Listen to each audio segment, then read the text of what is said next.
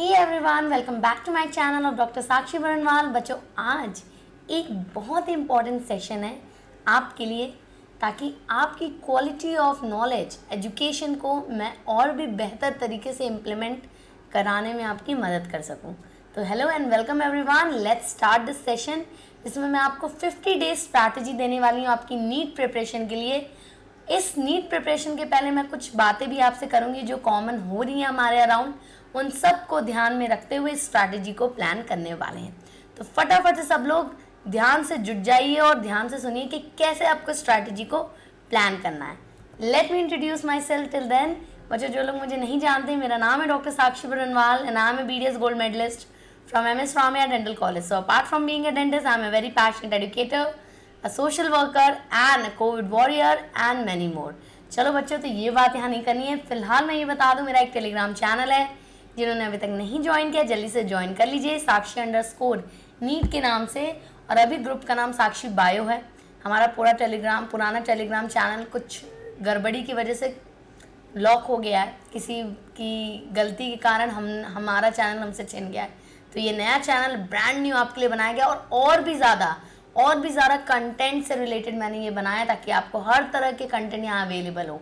तो जितना भी हमें कोई पीछे खींचेगा, हम उतना बढ़िया करके दिखाएंगे, राइट? और यही आपको भी करना है। हाँ बच्चों, चलिए, तो हम यहाँ बात कर रहे हैं स्ट्रैटेजी की। उसके पहले अभी की जो खासा न्यूज़ चल रही है उस पर ध्यान देते हैं, क्योंकि बहुत से बच्चे परेशान है। भैया, अभी क्या हुआ है? सबसे बड़ा ब्रेकिंग न्यूज़ हुआ हमारा CBSE एग्ज़ाम कैंसिलेशन। ठीक है, CBSE एग्ज़ाम कैंसिलेशन हुआ है, राइट? इसकी वजह से बहुत सारी चीज़ों में आपके क्या हुआ, आपको कन्फ्यूज़न हुई है। ठीक है, कैंसिलेशन हुआ, बहुत सारे बच्चे खुश हुए, बहुत सारे बच्चे मुझे मैसेज किए, मैम बड़ी तैयारी कर रखी थी, मैंने पहले भी बताया, बट ये अपॉर्चुनिटी दोनों के लिए इस समय। ठीक है, कैंसिल होके जो खुश हुए हैं वो इतना एक्साइटेड भी ना हो जाए कि नीट को भूल जाएं, क्योंकि नीट भी सामने आ रहा है, राइट? और जो लोग पढ़ रहे थे या पढ़ लिए थे बहुत कुछ, उनके लिए तो और भी बढ़िया है कि अब उनका फोकस सिर्फ एक जगह होने वाला है, that is your NEET exam. फोड़ना है ना भाई, डॉक्टर बनना है ना भाई, बिल्कुल। तो ध्यान से अब इस एग्जाम के ऊपर पूरा फोकस लगाना है। उसके पहले कैंसिलेशन के बारे में दो तीन चीज़ें जो मैं बता दूं। इसका क्राइटेरिया अभी एकदम साफ क्लियर नहीं बताया है गवर्नमेंट ने। 2-3 ऑप्शन दिए हैं। एक तो कहा है आपके प्रीवियस 3 ईयर, यानी कि 9th 10th और 11th का आपका मार्क्स पे, आपका 12th का मार्कशीट बेसिस उस पर बनेगा। दूसरा बोला गया 10th को प्रेफरेंस दिया जाएगा और 11th एंड 12th के इंटरनल मार्क्स को देखा जाएगा। ठीक है, इसके हिसाब से 12th का रिजल्ट बनेगा। या फिर एक तीसरा नाम में आ रहा है आपके ऑब्जेक्टिव क्राइटेरिया, जिसमें जो हाफ एन आवर का प्लान करा जा रहा है।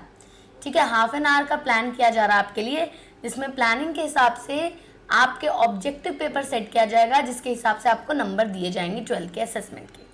इसके बावजूद अगर आपको लगता है you are dissatisfied with your marks, again there is one more add on this, कि जिन बच्चों को लगता है उनके मार्क्स अच्छे नहीं आए या उनके एफिशिएंसी के हिसाब से उन्हें नंबर नहीं दिए गए, after COVID lockdown and all these things there will be a re exam conducted.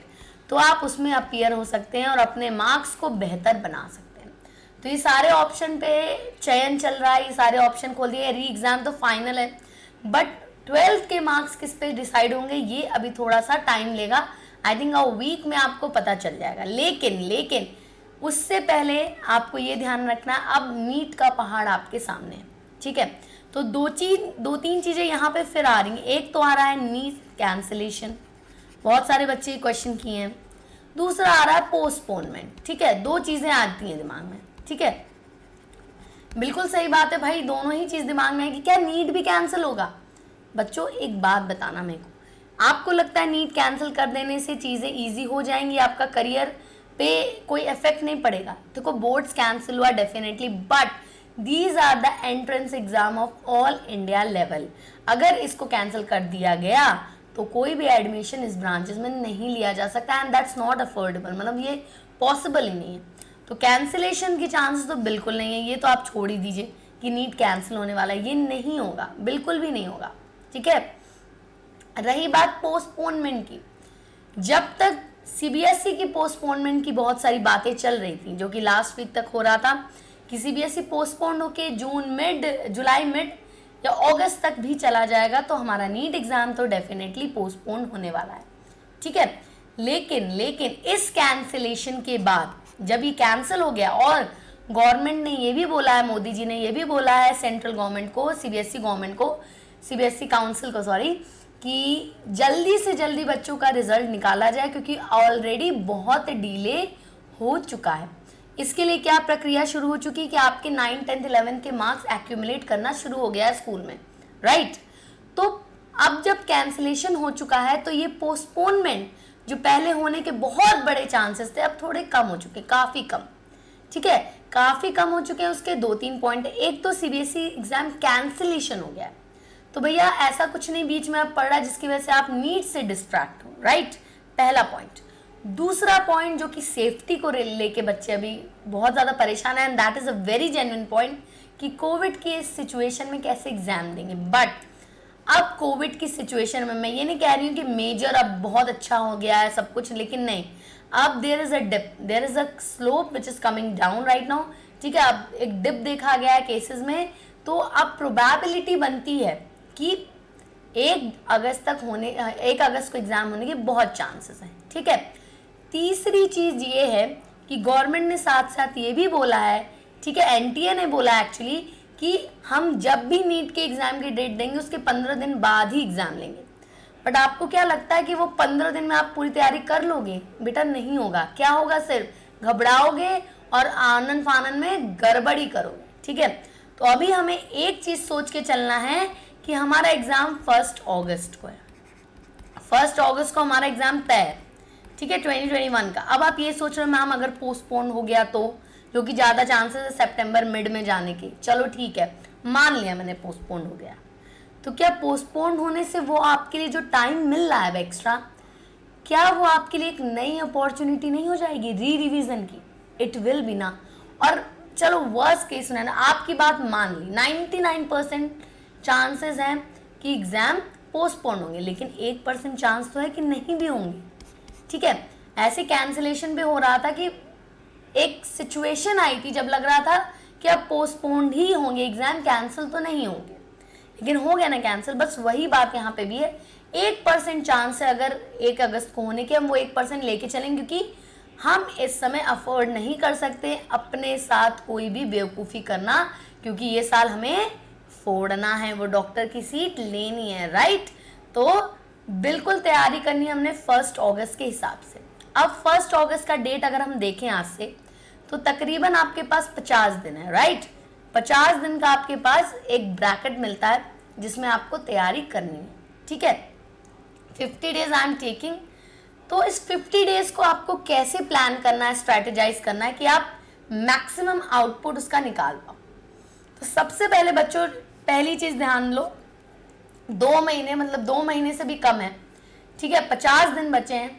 अभी एफिशिएंसी में 0.1% भी कमी नहीं चलेगी। सुनिए ध्यान से, नहीं चलेगी, कमी करोगे। मैं बता रही हूँ, मैंने 2 अटेम्प्ट दिए हैं नीट के।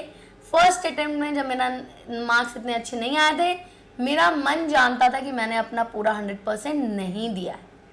खुद को कोसोगे और इतना बुरा फील होगा ना, मैं नहीं बता सकती वो आपको, वो फीलिंग अंदर से, ठीक है।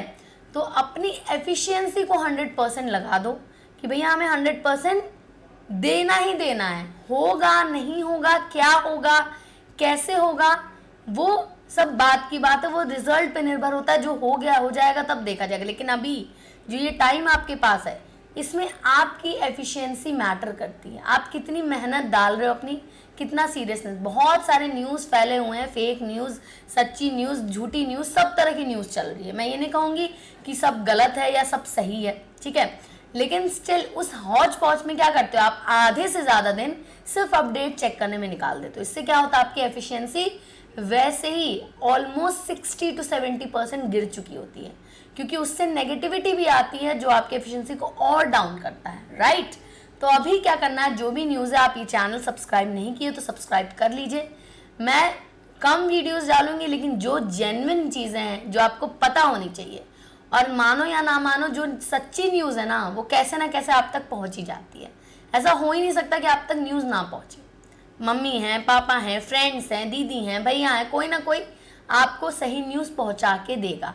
और बाकी आप मुझ पे पूरा भरोसा कर सकते हैं, मैं आपको 100% जेन्युइन न्यूज़ ही ला के दूंगी, एक समअप करके, ठीक है। पाइल अप नहीं करती जाऊंगी एक एक घंटे पे, जल्दी फटाफट फटाफट ये हुआ वो हुआ, जो हुआ है वो आपके काम की चीज़ है, वो आप तक पहुंच जाएगी, ठीक।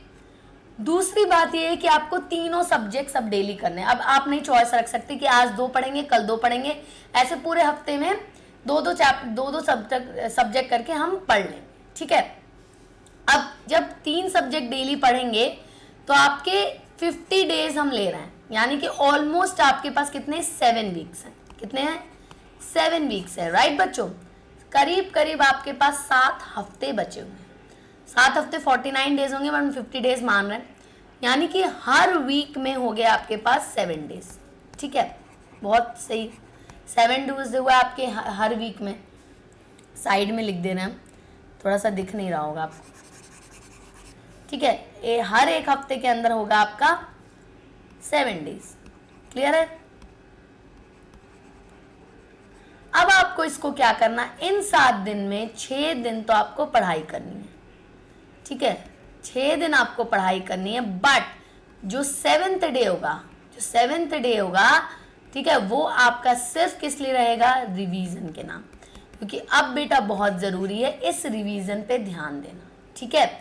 अगर आप इस समय समझ लो बहुत सी चीज़ें आपको स्टिल नहीं तैयार है, मैं एक अजम्पशन ले रही हूँ, बहुत से बच्चे होंगे जो बहुत अंडर कॉन्फिडेंट होंगे, क्योंकि मैं मैसेजेस देख रही हूँ, मुझे समझ में आ रहा है। लेकिन मैं इतना आपसे कहना चाहती हूँ, अगर अभी भी आप अपनी एनसीईआरटी को से चिपक के पढ़ें, एकदम उससे एकदम क्या कहेंगे, उसको अपने अंदर कैद कर लें उस एनसीईआरटी को। बहुत ज़्यादा दिन लगेंगे, 50 दिन बहुत होते हैं फिर भी, ठीक है। अगर उस एनसीईआरटी को आप कैद करने और रोज के अगर आप 12 घंटे पढ़ रहे हो, सोच रहे हो आपके पास कितना समय है। अभी बहुत समय है बच्चों, बहुत समय, बहुत सारा वक्त है अभी आपके पास। 500 घंटे से भी ज़्यादा है आपके पास, ठीक है, तकरीबन 600 घंटे हैं आपके पास। तो चिपक से एकदम एनसीईआरटी से रहेंगे तो बहुत कुछ हो सकता है, कुछ नहीं कहूँगी मैं, बहुत कुछ हो सकता है। सिर्फ आप एंट्रेंस क्लियर ही नहीं, आप बहुत अच्छे मार्क्स से एक अच्छे कॉलेज में भी पहुंच सकते हो। तो पहले क्या करना है, 6 दिन स्टडी करनी है और 1 डे पूरा रिवीजन करना है। अच्छा, अब एक चीज़ और है, 1 डे रिवीजन का ये मतलब नहीं कि जो 6 दिन पढ़ा वो 7वें दिन आप रिवाइज करने बैठोगे, डेफिनेटली, लेकिन इसका ये मतलब नहीं डेली रिवीजन आपका नहीं होगा। ध्यान से सुनिएगा, जब आप रात में सोने जाएंगे कोई भी डे के एंड में, तो आप उस दिन का पूरा जो पढ़ा था एक बार अपने दिमाग में जरूर चलाओगे। That is a very quick revision, ठीक है, that is daily quick revision. वो लेंदी रिवीजन नहीं होगा, वो सिर्फ डेली क्विक रिवीजन होगा, ताकि आपको ये सेटिस्फैक्शन रहे कि आपने जो आज पढ़ा है वो आपके मस्तिष्क में, आपकी बुद्धि में गया है या नहीं। और ये लास्ट का एक दिन आपका रहेगा प्रॉपर रिवीजन का, जो अभी तक आपने पढ़ा या पहले का कुछ आपका पढ़ा हुआ आपको रिवाइज करते रहना। और छोटे छोटे नोट्स का जो चार्ट आपने बना रखा उसको देखते रहिए, दीवार पे स्टिक करे रहिए। लोग कहते हैं कर लो, लेकिन क्या होता है मैम कि क्या होता है इससे, अगर कोई कह रहा है कि यार स्टिक करने से क्या हो जाएगा, बहुत कुछ होता है। जिस चीज़ को आप क्या कहते हैं, हर बार आप अपनी बुक खोल के नहीं पढ़ते हो कोई चीज़ों को, कभी कभार दीवार पे जब लगी रहती है ना, तो when you pass by that area, आप वॉशरूम जा रहे हो या कहीं जा रहे हो, एक भी नज़र आपकी पड़ी, उसके 2 लाइन पे भी पड़ गई ना, वो आपका रिवीजन ही कराएगी। तो ये प्रैक्टिस इनकलकेट करिए, it's very important and this is my personal experience, it has really help me a lot, ठीक है। तीसरा चीज है प्रैक्टिस प्रैक्टिस प्रैक्टिस, ये बहुत बार बोला है। क्वेश्चन प्रैक्टिस बहुत इंपॉर्टेंट है। स्टडी के बाद आपको उससे रिलेटेड क्वेश्चंस करने, और एक चीज ध्यान दीजिएगा, अभी 1-2 हफ्ते तक आप कर सकते हैं चैप्टर वाइज क्वेश्चन, लेकिन जब ये 2 हफ्ते बीत जाएंगे, लगभग आपके पास रह जाएंगे 5 हफ्ते के लगभग, तब आपको मिक्स्ड क्वेश्चन लगाना शुरू कर देना है। क्योंकि अगर अभी आप आदत नहीं डालेंगे मिक्स्ड क्वेश्चन की, तो एग्जाम में बहुत बुरा फंसेंगे। क्योंकि क्या होता है हमें ना, कि हम चैप्टर वाइज क्वेश्चन तो लगा लेते हैं, उस समय तो हमें आ रहा होता है, लेकिन जब हम मिक्स क्वेश्चन देखते हैं तो हम फंसते हैं कि भाई ये क्वेश्चन कहाँ से आया है। आपको वो क्वेश्चन आता होगा, लेकिन वही बात है ना, आपने प्रैक्टिस नहीं की, इसलिए आप उस चीज़ को पकड़ नहीं पा रहे हो। इसलिए आपको मिक्स क्वेश्चन की प्रैक्टिस शुरू करनी है when the 5 week is left. ठीक है, 5th वीक से आपको 5 हफ्ते जब बच जाएंगे तो आपको मिक्स्ड क्वेश्चन की प्रैक्टिस करनी है। क्लियर है? बहुत इंपॉर्टेंट है ये जानना और ये समझना मैं क्यों बोल रही हूँ ये सब चीजें। लास्ट बहुत इंपॉर्टेंट पॉइंट है वीआईपी चैप्टर। वीआईपी चैप्टर क्या होते हैं मैम? वेरी इंपॉर्टेंट पर्सन है, बट यहाँ पे वेरी इंपॉर्टेंट चैप्टर्स की बात करें, मतलब जो सबसे ज्यादा आपका कहेंगे कट ऑफ ले जाता है, कट ऑफ तो नहीं कहेंगे, वेटेज लेता है। कौन कौन से चैप्टर हैं ये बच्चों? ये चैप्टर हैं जैसे कि आपके रिप्रोडक्शन, ठीक है, सेल, जेनेटिक्स, ठीक है, ह्यूमन फिजियो, प्लांट फिजियो, ठीक है, and what else, biotech, eco, and then we have one more important chapter that is health. ये सारे जो चैप्टर हैं ये these are the most important chapters जो आपके लिए वीआईपी होने चाहिए। मतलब अगर आपको शुरू कर रहे हैं और आपको समझ में नहीं आ रहा है, पिक अमंग दीज, आपको जो इनमें से अच्छा लग रहा है चैप्टर पिक इट अप, क्योंकि इसका वेटेज बहुत तगड़ा होता है। ठीक है, और मानो या ना मानो जब आप कोई चीज़ शुरू करते हो ना तो क्या होता है, आपका इंटरेस्ट लेवल थोड़ा ज़्यादा होता है, क्योंकि you are that time dedicated कि मुझे करना है। ठीक है, तो जो आपको सबसे अच्छा चैप्टर लगता है आप सबसे इनमें से आपको पिकअप करिए और उससे शुरू करना, मतलब लगाना उसको शुरू कर दीजिए, उसको पढ़ना शुरू कर दीजिए बायोलॉजी के बारे में। वैसे ही फिजिक्स और केमिस्ट्री जब आप देखेंगे उसमें भी आप अपने मोस्ट इंपॉर्टेंट चैप्टर्स उठाइए, उनको साइडलाइन करिए और उनसे करना शुरू कर दीजिए। ठीक है, तो ये प्रैक्टिस करना और अपने वीआईपी चैप्टर्स पर पहले ध्यान देना बहुत ज़्यादा ज़रूरी है। रिवीजन इज वेरी इंपॉर्टेंट, मूल मंत्र राइट नाउ कि बिना रिवीजन के काम नहीं चलेगा बच्चों। ठीक है, 1 वीक स्ट्रैटेजी सब लोग फॉलो करेगा, 6 days study 1 day revision rule is very important. तो 6+1 rule is very important per week. ये आपको क्या देगा, हर वीक का एक क्या कहेंगे, एक आपका मोटिव देगा, एक पर्टिकुलर आपका ऑब्जेक्टिव देगा कि भैया ये वीक में हमें ये कंप्लीट करना और इसका रिवीजन हमको रख देना है करके। क्लियर है? तो ये 6+1 रूल आपको हमेशा फॉलो करना है। 7 हफ्ते केवल करना है बच्चों, सिर्फ 7 बार ये चीज फॉलो करनी है। समझ रहे हो? It's worth it, it's really going to be worth it and it's very important.